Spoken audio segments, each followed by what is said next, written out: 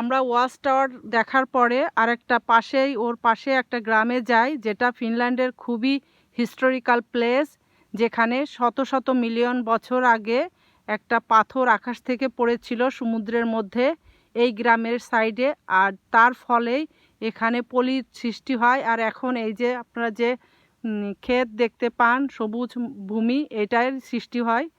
আর এই যে ছবির মাধ্যমে দেখা যাচ্ছে কিভাবে এটা পাথরটা পড়েছিল, আর এর চারিদিকেই এখন পলির সৃষ্টি হয়ে সমভূমি সৃষ্টি হয়েছে।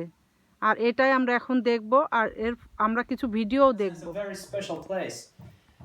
In Finland, we have found about 12 impact craters, and this is the only crater which is not covered by water, if you say like that. The other craters are lakes or sea bays. For over 520 million years ago, a huge asteroid hit this place.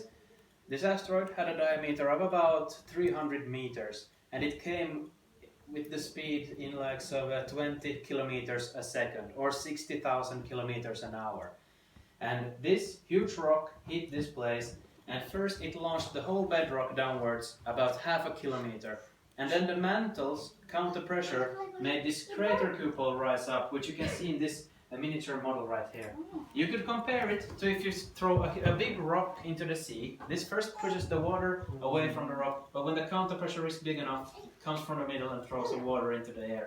The same kind of process has happened to the whole bedrock here, and this whole crater was formed in about 30 seconds, so extremely fast. Nowadays, it's only about 40 meters until you hit this crater dome, which is called here underneath us. But India, just this crater is about 350 meters deep. Söderfjärden also has the best preserved crater formation out of all craters here in Finland. There are other kinds of craters which are better preserved, but in this age group, this is also extremely well preserved. This was, for example, almost 300 million years before dinosaurs, which is extremely long time ago. So diameter of Söderfjärden is about 5 to 6 kilometers. So in that sense, not an extremely large crater, but in the same sense, it helps you to get an image of how this crater is formed. If it would be 50 kilometers, it would be a lot harder to see which form this crater has. I'll put on this video. Here are some hearing protection if you have a little sensitive hearing. Everyone has different ears and different hearings, so here are 3 hearing protections. So if you feel like it's too much noise here in the video, wrong way. But otherwise, we'll continue after the video. Thank you. Thank you.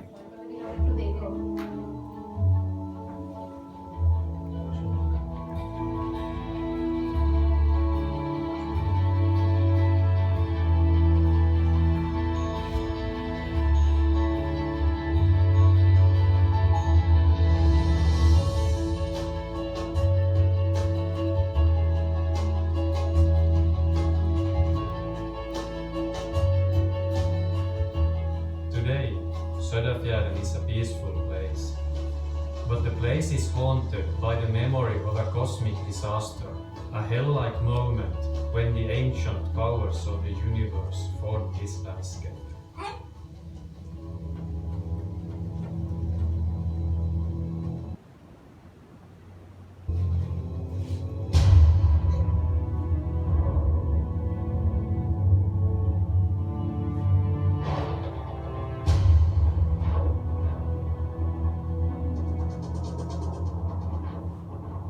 The inland ice disappeared from Söderfjärden about 10,000 years ago, and the area was covered by a deep sea.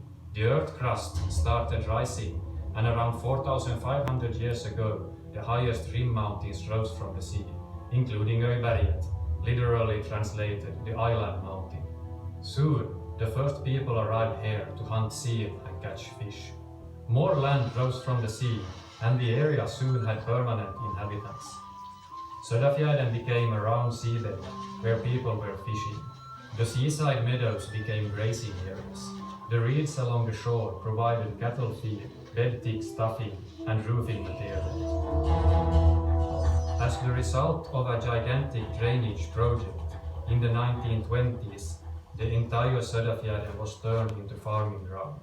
A pump station has kept the lowland area dry since 1926. In the mid-20th century, Söderfjärden was a kingdom of small hay barns. Söderfjärden is also a kingdom of birds. Today, Söderfjärden is Finland's most important resting place for cranes. In the autumn, cranes coming from the north gather here for a while to fatten up before they venture out on the long journey to southern Europe. During daytime, the spilled grain of Söderfjärden is a table ready laid. At sunset, thousands of cranes fly out to the archipelago for a safe night's rest among islets and skerries. At dawn, they return to their meal. At the most, about 10,000 cranes have been counted in Rappolo. The area is also important for migrating geese and swans.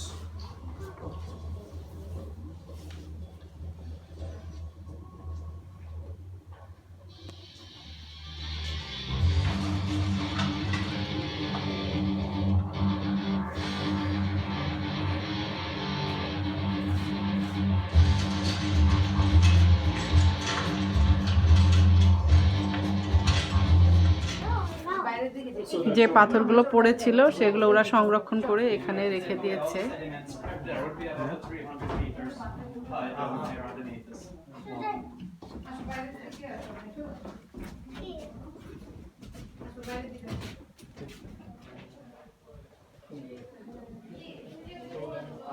আকাশ থেকে যে পাথরগুলো পড়েছিল সেগুলো কালে কালে এখানে সংরক্ষণ করে রাখা হয়েছে।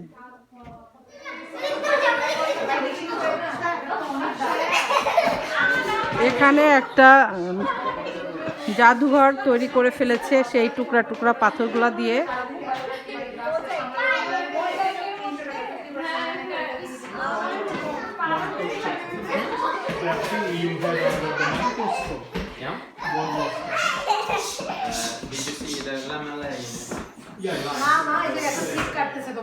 That is called তোমার জুতা কিন্তু স্লিপ হয়ে যাচ্ছে।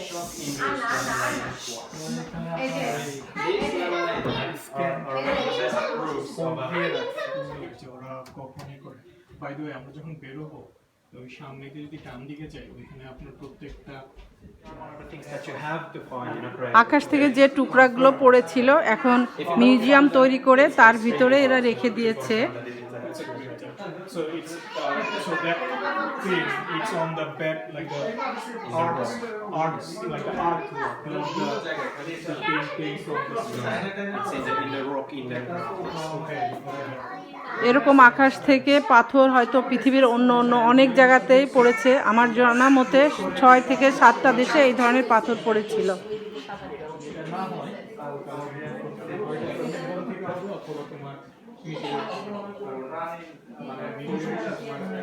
let's say a huge explosion. All these need enormous form to be created. In this first here we have suovites and brexias, which are smaller rock fragments that have been forcefully pressed together with huge force. You can see এই লোকটা এখন সবকিছু explain করে আমাদেরকে জানাচ্ছে। These here all are called shatter cones, and they have been inside the bedrock, and the asteroid and its force has come on top of it, exploded, and these line formations are proof of that these rocks are pressed together. This rock here is called an impact melt. This is absolutely molten rock from Lappajärvi. So you have to imagine the temperatures have been far over 2000 degrees in these explosions where these rocks have been formed. The Kärneit is quite common up in Lappajärvi because it's the largest crater in Finland with a diameter of 23 kilometers. But for the longest time they didn't have the explanation for why there is molten rock in Lappajärvi. So the only explanation they had was it has to be a volcano. So for the longest time they thought Lappajärvi was a volcano until the 60s when they started thinking no, something doesn't add up here.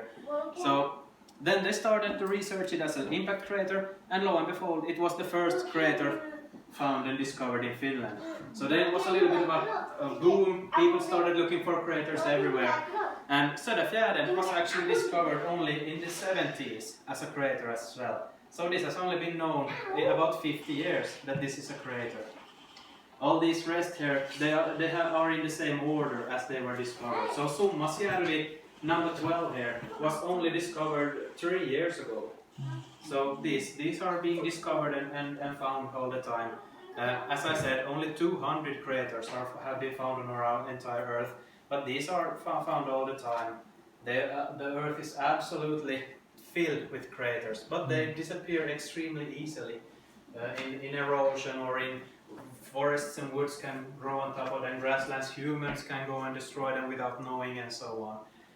For example, if you were to look here around Indonesia, Philippines, it's extremely empty here. And that is because they have a lot more sediment on top of their earth than we have here. We have had many ice ages and such scraping away on our top sediment. So our craters here are a lot easier to spot than, for example, the same fate is the oceans here. The oceans are extremely empty. And it is the 70% of our earth is covered in water and oceans. And these are absolutely filled with craters as well, but extremely hard to spot and find and research. Here we have different kinds of meteorites. About 93% of all meteorites are rock. Chondrites and achondrite type rocks. About 6% are iron or metal. The last 1.5% is stony iron mixed. This light stone here is part of the Bjurböle meteorite, which is the largest one that has been found in Finland. It struck in Porvoo archipelago in March of 1899, so over 100 years ago. And they gathered about 330 kilos of this rock. So in that sense, not a very huge meteorite, but the largest that has been found here in Finland.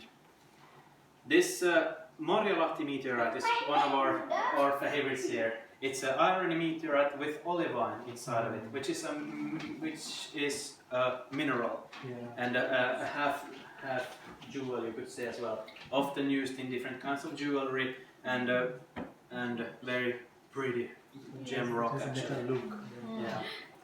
Yeah. This little rock here is a small part of the Chelyabinsk meteorite, which struck down in Russia 2013.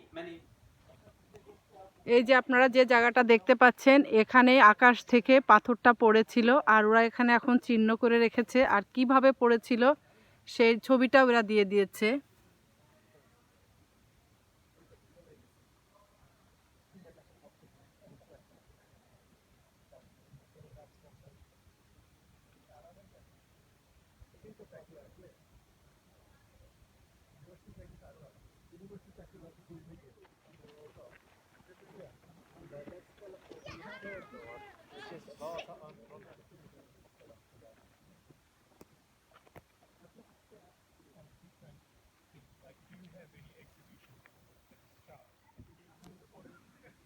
আজকের এই historical প্লেসটা আপনাদের কেমন লেগেছে?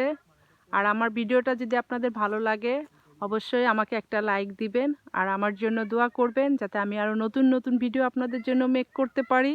আপনারা সবাই ভালো থাকবেন। আল্লাহ হাফেজ।